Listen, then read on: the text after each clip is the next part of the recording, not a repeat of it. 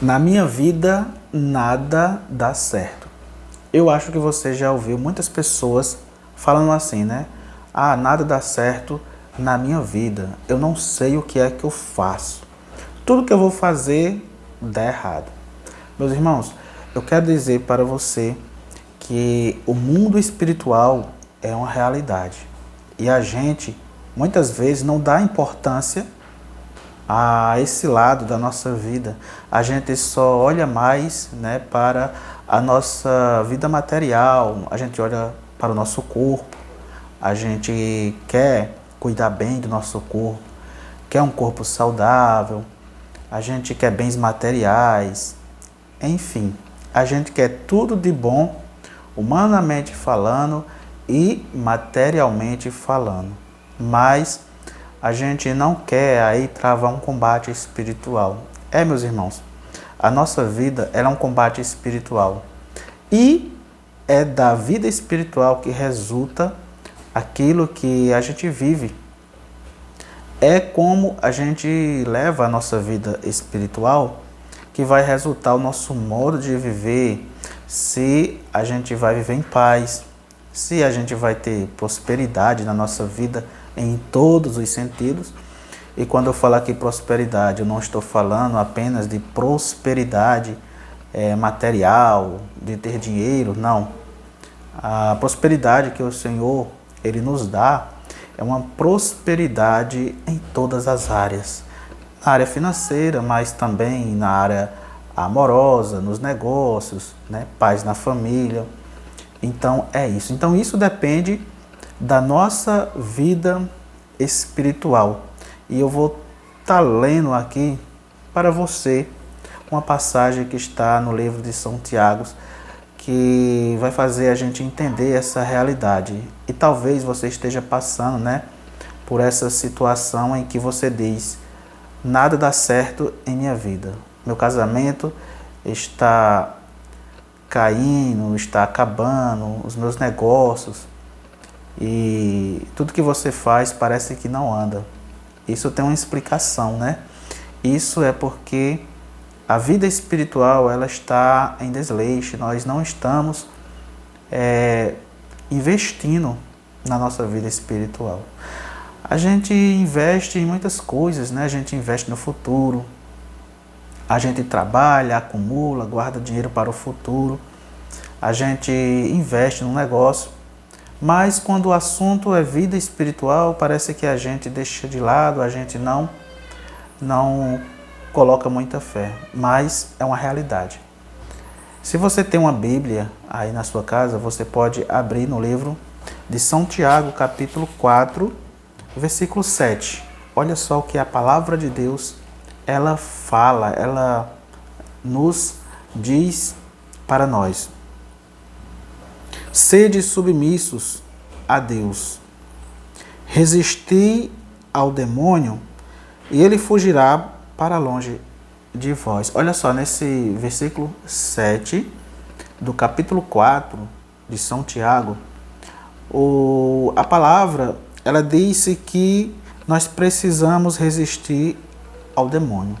Logo, se nós precisamos resistir ao demônio, é porque existe uma força. Existe uma força do demônio querendo que a gente ceda. E quando a palavra diz resistir ao demônio, é um combate espiritual, né? É a gente resistir mesmo, né? É a gente travar um combate. É a gente não ceder para a sedução dele. O inimigo ele é sedutor.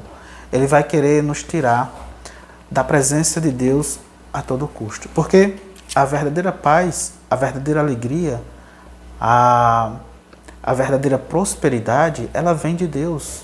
Ela não vem do mundo. Por mais que o inimigo, ele que é o pai da mentira, ele queira nos oferecer algo de bom, mas isso é uma mentira. E isso é passageiro, logo passa. E aquilo que a gente ganhou por meio dele vai ser para nós um tormento, né? Algo muito ruim. Então, aqui no versículo 7 do livro de São Tiago, do capítulo 4, vai dizer que a gente seja submisso a Deus. O que é ser submisso, meus irmãos? É você estar abaixo, né? É você saber que Deus está acima e Ele comanda todas as coisas. Muitas vezes a gente não quer reconhecer Deus, né, como o nosso Senhor. Muitas vezes a gente não quer se colocar ali, debaixo da proteção de Deus. A gente quer fazer as nossas vontades. A gente quer fazer aquilo que a gente entende, né? E a gente acha que é bom. Mas é preciso a gente se submeter. A gente ter essa submissão a Deus. Aí ele diz, né?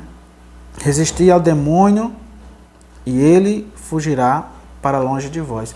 E aqui no versículo seguinte, né, que é no versículo 8, ele vai dizer como é que a gente faz para resistir ao demônio. Olha só.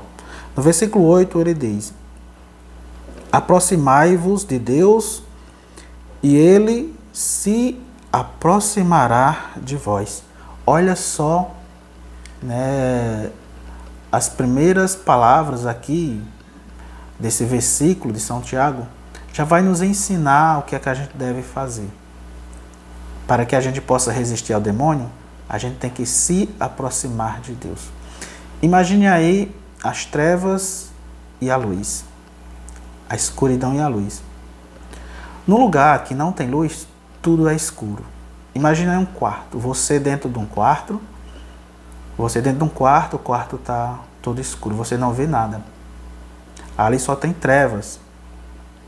Mas quando liga uma luz, você vai lá, clica ali no onde liga a luz, e quando você clica, tum, a luz acende. As trevas foi para onde? Foi embora. A escuridão foi embora. Você não vê mais a escuridão. Do mesmo jeito acontece no mundo espiritual. Quando a gente se aproxima de Deus, que é luz, as trevas, ela não resiste e ela vai embora. É o que está dizendo aqui a palavra, né? Aproximai-vos de Deus e Ele se aproximará de vós.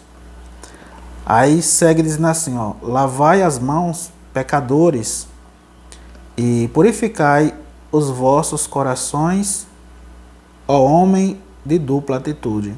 Então a palavra, ela nos orienta a gente lavar, né, as nossas mãos pecadoras, né, a gente lavar o nosso coração de pecado e purificar os nossos corações, porque é do coração, meus irmãos, é do nosso coração que a gente decide aquilo que vai guiar a nossa vida, se vai ser as trevas ou se vai ser a luz. É do nosso coração.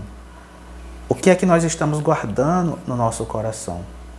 Nós estamos guardando no nosso coração as coisas boas que vêm de Deus, ou nós estamos guardando no nosso coração as coisas impuras que nos afastam de Deus, que na verdade Deus ele não pode habitar em um lugar impuro.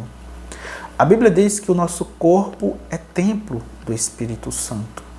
E Deus, como Ele é puro, é santo, Ele não pode habitar em um coração impuro, aonde está armazenado ali toda espécie de pecado, toda espécie de sujeira. É preciso que esse coração ele seja transformado em um coração aonde não exista mais ali as obras das trevas. E trazendo para a nossa realidade, nós podemos entender isso de uma forma bem simples.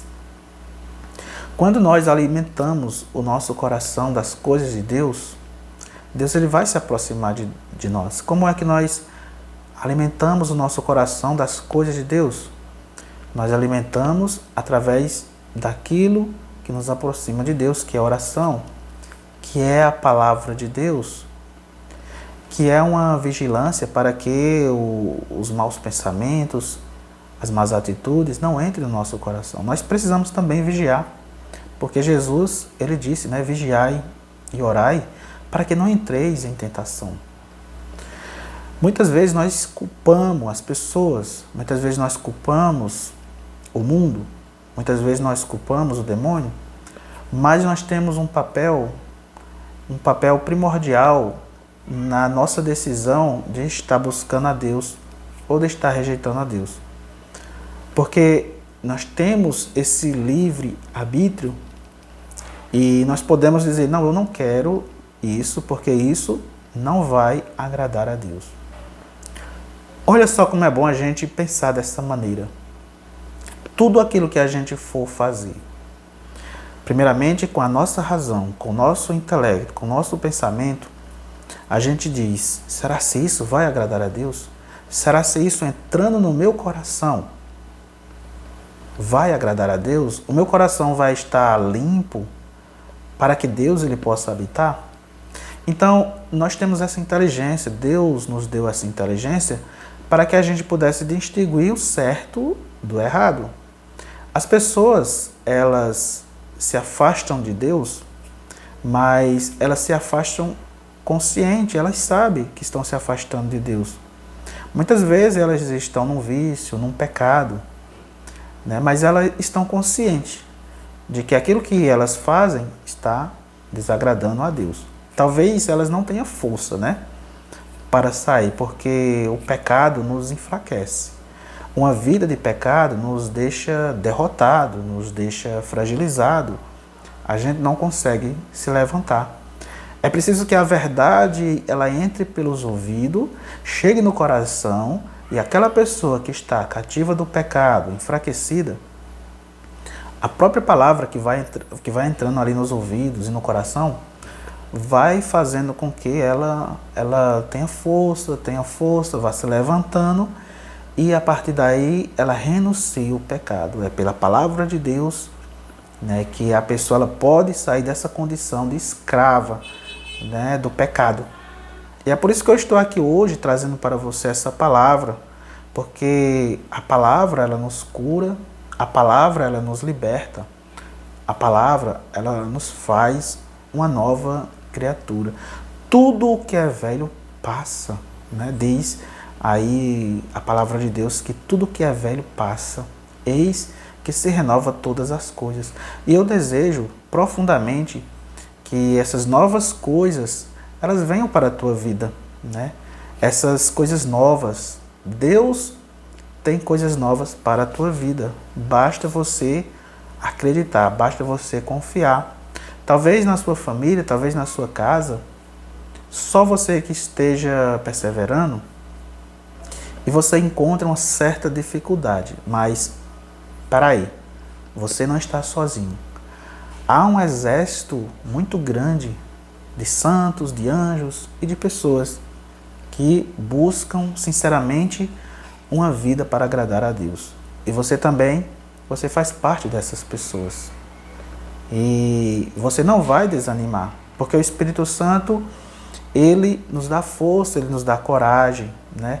Muitas vezes a gente está no fundo do poço, a gente não sabe nem como rezar, mas se você está nessa situação, fale com Jesus, fale com o Espírito Santo, seja uma pessoa honesta e diga, Senhor, eu não estou sabendo nem rezar, me ajuda. Peça a ajuda de Jesus. Peça a ajuda do Espírito Santo, que o Senhor ele vai enviar o Espírito Santo para te fortalecer, para te levantar, para tirar dessa situação em que você se encontra. Você não veio para o mundo para ser escravo, para viver escravo, né, como o povo de Israel ficaram escravos no Egito, não. Você veio para ser livre. O Senhor nos chama a liberdade de filhos de Deus. E quando você está em Jesus, você é uma pessoa que não teme nada, né? Você não tem medo, você não tem vergonha, você é uma pessoa decidida. É preciso que a gente seja essa pessoa decidida, uma pessoa corajosa, que não vai dar ouvido ao mundo, que não vai dar ouvido às pessoas, porque o inimigo ele usa também das pessoas para fazer com que a gente desista dos caminhos do Senhor. Os caminhos do Senhor, eles são eternos, né? Então não vale a pena a gente abandonar o Senhor por prazeres mundanos, por diversões passageiras, não vale a pena. Por isso esse combate, né, que o apóstolo ele está falando aqui. Por isso essa resistência, né, porque vale a pena resistir ao demônio, vale a pena resistir às suas seduções enganadoras, vale a pena ser de Deus. Deus tem um propósito na nossa vida, na nossa família, no nosso futuro, na nossa descendência, né? Quando nós buscamos a Deus de todo o coração, tanto nós mudamos como a realidade em nossa volta, no nosso trabalho, na nossa família, tudo se torna uma bênção. Mas é preciso a gente resistir ao demônio. A palavra de hoje é resistência. Resistir ao demônio. Quando ele te oferecer pecado, você diga não. Quando ele querer que você, né, seja escravo da prostituição, dos vícios, diga não, porque o seu corpo é templo do Espírito Santo. E o Senhor, ele nos ama com amor eterno, né? Não vale a pena a gente deixar se guiar pelas coisas do mundo e perder essa graça, né? Os santos, eles temiam perder a graça de Deus. Meus irmãos, e quando os santos pensavam em perder a graça de Deus, os santos faziam um sacrifício, né? Sacrifício que, por mais que fosse grande, por mais que esse sacrifício fosse penoso para eles, não era nada em comparação de perder a graça de Deus. Nós não podemos perder a graça de Deus, porque a graça de Deus é um tesouro. Tesouro, né, que está narrado no Evangelho, que o homem sabia que em determinado terreno existia um tesouro. Ele vende tudo o que tem para comprar aquele terreno, porque sabe que aquele terreno é muito valioso. Assim também a graça de Deus. A graça de Deus é um valor infinito, por isso que nós não podemos perder de forma alguma. E quantas pessoas, né, têm perdido por coisas fáceis, por prazeres fáceis, né, por coisas que não vão levar a lugar nenhum. Então, fiquemos com a graça de Deus, perseveramos na graça de Deus, que Deus, ele sempre vai estar conosco. Eu gostaria que você, meu irmão e minha irmã, pudesse nos seguir e compartilhar também esse vídeo. Eu sei que vai fazer bem a muitas pessoas, por isso compartilha. Se você tem grupo nas suas redes sociais, se você conhece alguém, envie esse vídeo, né? E pede também para que essa pessoa nos siga. Desde já, Deus abençoe.